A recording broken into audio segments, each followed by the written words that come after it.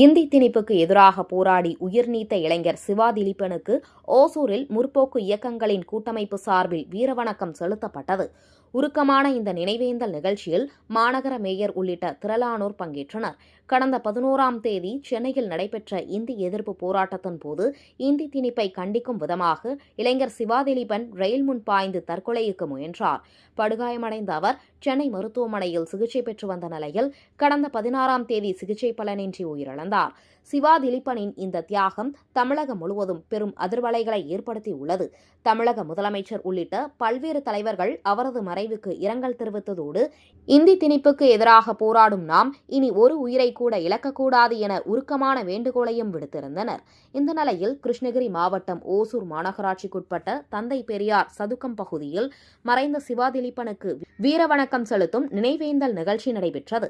முற்போக்கு இயக்கங்களின் கூட்டமைப்பு சார்பில் ஒருங்கிணைக்கப்பட்ட இந்த நிகழ்வில் சிவா திலீபனின் திருவுருவப் படம் திறந்து வைக்கப்பட்டது.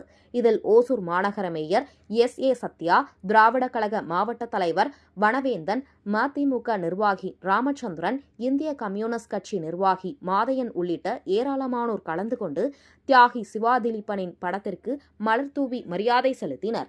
நிகழ்வின் நிறைவாக இந்தி திணிப்புக்கு எதிராகவும் தியாகி சிவா திலீபனின் புகழை போற்றும் விதமாகவும் உணர்ச்சி பூர்வமான வீரவணக்க முழக்கங்கள் எழுப்பப்பட்டன.